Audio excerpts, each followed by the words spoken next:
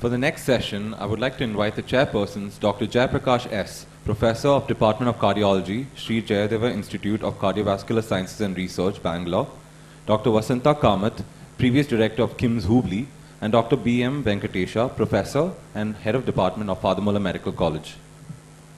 I invite Dr. Yash Lokandawala onto the dais to speak on the identification of MI in the bundle branch block, PACE patient, and WPW. I request the chairpersons to introduce Dr. Yash Lokandwala. Good evening. I welcome you to this session, Identification of Myocardial Infarction in Bundle Branch Block, PACE Patient and WPW by Dr. Yash Lokandwala, who has already been introduced in the previous session. Over to Dr. Yash. Thank you.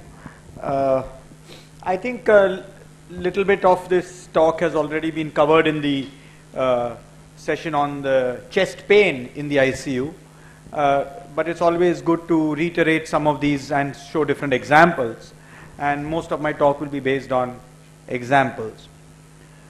Let's look at left bundle branch block. Its incidence and prevalence increases with age, and in very elderly, almost 5% of people could show left bundle branch block in the ECG. There are several etiologies to left bundle branch block, of which the commonest probably with aging is degenerative. Sometimes you cannot find any cause for left bundle branch block, but we know that these patients over a period of time do worse. Coming to coronary artery disease, overall about 6% of patients with coronary artery disease do show left bundle branch block, and they definitely fare worse than in those without left bundle branch block because they have poorer myocardial function. However, in many patients with coronary artery disease, it's actually the left bundle branch block that predates the coronary artery disease.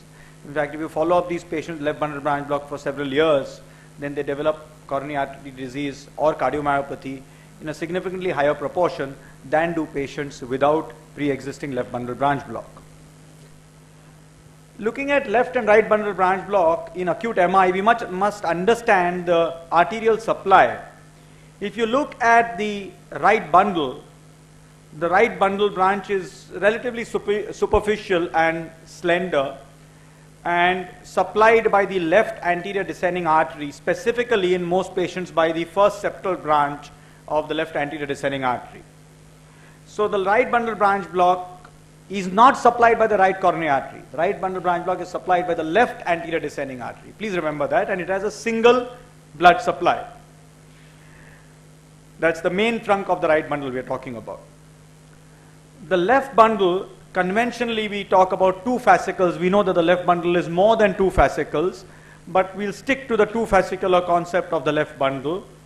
And if you look at the left bundle, the anterior fascicle is supplied by the left anterior descending artery.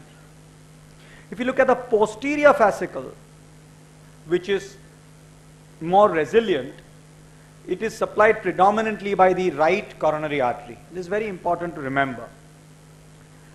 And last but not the least, the bundle of His and the AV node is supplied again by the right coronary artery. So the right coronary artery supplies the AV node, the proximal bundle, and even the proximal left bundle. But the moment one goes beyond the very proximal left bundle into the fascicles, there is no single artery that supplies both fascicles. Therefore, remember that in anterior wall infarction, which is because of the LAD occlusion, you cannot get, logically speaking, left bundle branch block because the left bundle is not supplied by the left anterior descending artery. However, you quite commonly get left anterior fascicular block in anterior wall myocardial infarction. And equally commonly you can get right bundle branch block, and actually you can get a combination of right bundle branch block and left anterior fascicular block in patients with anterior wall myocardial infarction. When you do get left bundle branch block with acute anterior wall myocardial infarction, an ECG pattern, it's usually a pre-existing left bundle branch block. And then the patient develops an anterior wall myocardial infarction. This is very important because the previous criteria for thrombolytic therapy, which said that anybody with left bundle branch block and chest pain give thrombolytic therapy, is now toned down, modified, and in some guidelines even removed. You have to have more evidence than just left bundle branch block to give thrombolytic therapy. On the other hand, I showed you that the right coronary artery supplies the bundle of His and also the proximal left bundle. So in a right coronary artery occlusion, that means in an inferior wall myocardial infarction patient, you can sometimes have a fresh onset of left bundle branch block. The situation in anterior wall infarction, when you can get left bundle branch block, of course, is rate related. Patients who are bad, patients in failure, patients a lot of sinus tachycardia, and get rate related bundle branch block, that is the time you can get a fresh left bundle branch block during an acute anterior wall myocardial infarction. The criteria were well outlined in the previous talk. I'll just reiterate them. In left bundle branch block, to diagnose acute myocardial infarction, you require a concordant ST elevation. That means a lead which has a positive QRS complex shows you ST elevation. Or you have a grossly discordant ST segment. That means in a negative QRS like V1 or V2, you have gross ST elevation. Or in V1 and V2, you actually have ST depression. So you have concordant ST elevation, concordant ST depression, or markedly discordant ST elevation. To diagnose an old myocardial infarction in left bundle branch block, any Q wave in the lateral leads is significant. Or sometimes the sinus rhythm may not show you Q waves, but that patient develops a PVC. Make use of those PVCs. If the PVC shows you a QR complex in any lead except AVR and AVL, then that also may help you to diagnose an old myocardial infarction. This is an example of a patient where there is not much of a problem. The patient has a left bundle branch block, but it has not really troubled us in the diagnosis of an acute myocardial infarction because in lead V5 and V6, you see gross, very obvious concordant ST elevation. So here there is luckily not much of a problem. You have a diagnosis of left bundle branch block and an acute anterior wall myocardial infarction.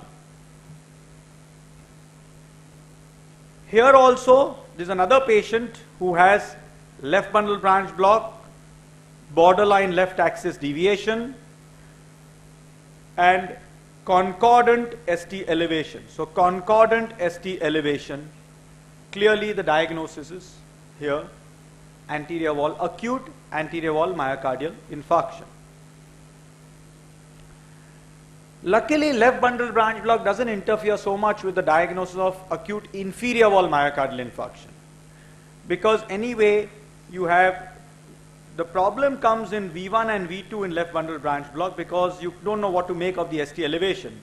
But in inferior wall myocardial infarction, where you're dealing with lead 2 and lead 3, which have, if they have positive R waves and simultaneous concordant ST elevation, it's not so difficult to diagnose an acute myocardial infarction. So left bundle branch block with inferior wall myocardial infarction, acute, is easier to diagnose than anterior wall myocardial infarction. The examples that I'm showing you are very, very obvious and therefore not difficult to diagnose, but sometimes you have very little ST elevation, and that's where really you need additional evidence, like either the enzymes, you need the enzymes, or echocardiography showing gross wall motion abnormalities, where the ECG really is not very helpful with LBBB. The ones that I'm showing you are really the obvious ones. This is an example where you see a patient who's come in with chest pain in April of 1993. You see left bundle branch block. You also see left atrial enlargement. So this is probably a long-standing underlying cardiac problem, but he's developed fresh concordant ST elevation in V6. And there's also low voltage in the limb lead. So overall it tells you it's a sick heart. It's a sick heart. On top of that, the patient has developed a fresh anterior wall myocardial infarction. This patient was known to have ventricular dysfunction, and when you look at his ECG a month ago, clearly shows you a pre-existing left bundle branch block. So patients, again I'm making the point, patients who come with an anterior wall infarction with left bundle branch block, usually it is a pre-existing left bundle branch block. So to summarize, right bundle branch block I would say is more common in acute MI. Left anterior fascicular block is more common in acute MI, but left bundle branch block is less common as a fresh finding in acute MI. Inferior wall myocardial infarction, especially with bradycardia, what we call phase 4 blocks, you might find left bundle branch block. What about right bundle branch block in acute MI? The incidence is about 10%. 60% of them are isolated right bundle, but in 40% there's associated left anterior fascicular block. We know that patients with RBBB and acute MI fare worse. They have higher incidence of AV block, they have higher incidence of heart failure. And even 1 year mortality is very high if they have a new right bundle, because I said that this is proximal LAD occlusion, large myocardial infarction. Of course, these are older statistics now with very aggressive intervention and quick restoration of flow. This may not be so bad, but 1 year mortality is definitely significantly higher if it doesn't resolve, if there is associated left axis deviation and with anterior wall myocardial infarction. Generally, right bundle branch block should not interfere with the diagnosis of acute myocardial infarction. This is an example of QRBBB. QRBBB with ST elevations, an established anterior wall myocardial infarction with right bundle branch block in the acute stage. There's also sinus tachycardia telling you this patient is definitely not doing well, and as you can see, the left anterior descending artery was completely chopped off soon after the origin. So it's a large myocardial infarction. We've already said this before, that it predicts proximal occlusion because the first septal supplies the right bundle. When the QRS is very wide in right bundle branch block in acute MI, and when the ST segments don't resolve, these patients do badly. Also, they have a much higher incidence of ventricular fibrillation and cardiac arrest. So if you see RBBB in acute MI, be careful, keep the defibrillator close by. Old myocardial infarction again is not much of a problem with right bundle branch block. This is an example of Q waves with right bundle branch block, old anterior wall myocardial infarction with right bundle branch block. And here you have Q waves in 3 and AVF with right bundle branch block. So old inferior wall myocardial infarction with right bundle branch block. Patients with right bundle branch block with old myocardial infarction, the incidence is about 7%. They have a lower ejection fraction, and they have higher, obviously, interventricular dyssynchrony, which generally many patients with RBBB, they would have interventricular dyssynchrony. Next we come to WPW syndrome.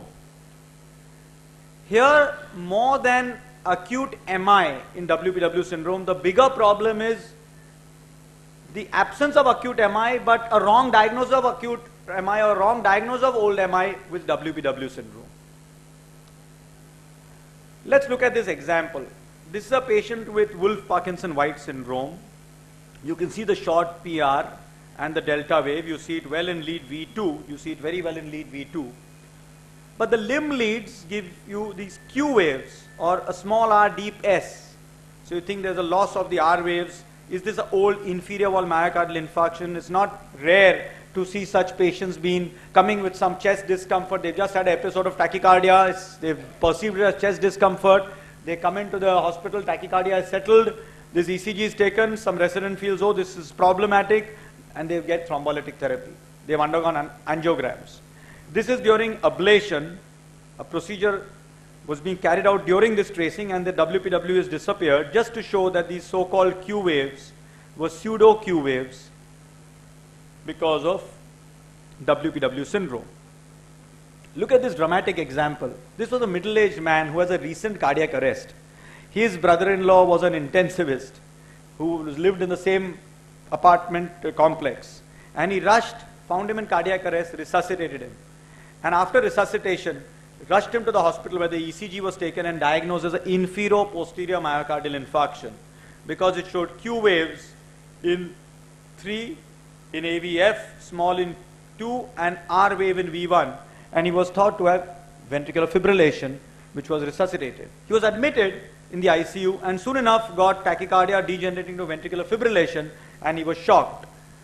This kept on happening so many times that his chest was burnt. Actually, the superficial skin had actually peeled off, and he was given antiarrhythmic drugs, anti-anginal drugs, loaded with dual antiplatelets, given heparin, put on a ventilator, taken to the cath lab, underwent an angiogram, and not surprisingly, the angiogram was completely normal. So 1 week later, we took him up for an EP study and could easily induce what Sriram just talked about, narrow QRS, that is orthodromic AVRT. Orthodromic AVRT. He had an accessory pathway on the left side, which was giving the false impression of a posterior wall myocardial infarction. RF ablation was done, and this so-called R wave in V1, the V2 is here, or the so-called Q wave in lead 3 disappeared, and there's a normal ECG. After that, EP study was repeated. There was no VT inducible. There was no AF inducible. So this is the problem with WPW syndrome, misdiagnosis of myocardial infarction in patients with WPW syndrome. This is another example of a patient with WPW syndrome. Another situation where wrongly they could be diagnosed as having acute ischemia is when the accessory pathway conduction disappears. So this is clearly a delta wave, positive QRS, short PR. The pre-excitation disappears, in this case by ablation. But imagine if they spontaneously had intermittent pre-excitation and the pre-excitation disappeared, and you find tall T waves. These are very tall T waves. By definition, abnormal T waves can be misdiagnosed as an acute myocardial infarction. This is also an example of what we call the memory sign. The memory sign. Whenever there is abnormal wide QRS, be it because of WPW or bundle branch block or pacing, when the wide QRS disappears, it leaves its footprints, it leaves its memory in the form of T wave changes, which are transient, but that transient period could last sometimes for several hours. The leads where the QRS was negative will show T inversion. The leads where the QRS was robustly positive can show tall T waves. So remember the memory sign. Many people have gone for unnecessary diagnosis of ischemia for post-WPW, post-pacing, post-tachycardia termination, T-wave changes. Finally, we know that patients with permanent pacemakers, especially with ventricular pacing, is quite difficult to diagnose acute myocardial infarction from the ECG. Most pacing is done from the right ventricular apex, so it gives a left bundle branch block with a left axis deviation. And the principles on the ECG of diagnosing myocardial infarction in patients with pacing is therefore exactly similar to the principles used for diagnosing MI in patients with bundle branch block, left bundle branch block. So the same Sgarbosa's criteria, which we talked about for left bundle branch block, could be used to help diagnose MI in patients with pacemakers. This is an example of a patient who had a pacemaker implanted in the past and who came with chest discomfort. So the question is this ischemia? So what we see in the ECG is a P wave followed by pacemaker spike followed by QRS. So every time there's a P wave preceding. So it's an AV sequential pacemaker. The QRS axis is leftward. So it's apical pacing. And then if you look at lead V1 and V2, then you have a negative QRS or a predominantly negative QRS with ST depression. So it's a concordant ST depression. So yes, you should strongly suspect ischemia and treat as ischemia pending further reports. This patient was treated with nitroglycerine, given beta blockers to slow down the rate. 1 hour later, the rate settled down, the patient was comfortable, and those ST depressions in V1 and V2 disappeared. So yes, in this patient it was possible to diagnose ischemia from the ECG, but sometimes it's quite difficult and you need other modalities. So in short, left bundle branch block and pacing do hamper the diagnosis of myocardial infarction. Right bundle branch block generally doesn't, and WPW in the absence of MI causes a pseudo diagnosis of myocardial infarction quite often. Thank you. Thank you, Yash, for an excellent exposition of ECG diagnosis of MI in LBBB, which can be